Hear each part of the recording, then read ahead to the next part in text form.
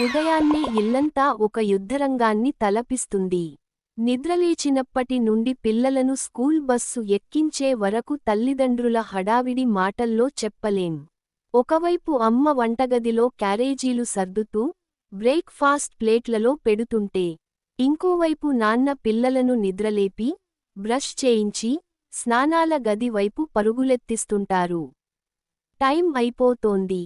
త్వరగా కానివ్వు, షూస్ ఎక్కడ పెట్టావు, హోంవర్క్ బుక్ బ్యాగ్లో పెట్టావా లేదా అనే హెచ్చరికలు, ప్రశ్నలతో ఇల్లంతా మారుమోగిపోతుంది. పిల్లలు సగం నిద్రకళ్లతో మారాం చేస్తుంటే, వాళ్లకు నచ్చజెప్పి యూనిఫాం వేయించడం, తల దువ్వడం ఒక పెద్ద టాస్క్.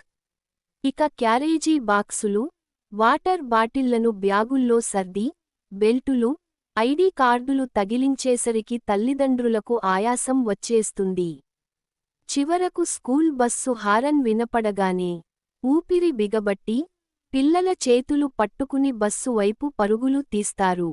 ఆఖరి నిమిషంలో టాటా బైబైలు చెప్పి, పిల్లలు బస్సు ఎక్కాక కాని ఆ తల్లిదండ్రులు హమ్మయ్యా అని ఒక సుదీర్ఘమైన నిట్టూర్పు విడవరు. ఆ తర్వాతే వారికి తమ కాఫీ తాగే తీరిక దొరుకుతుంది.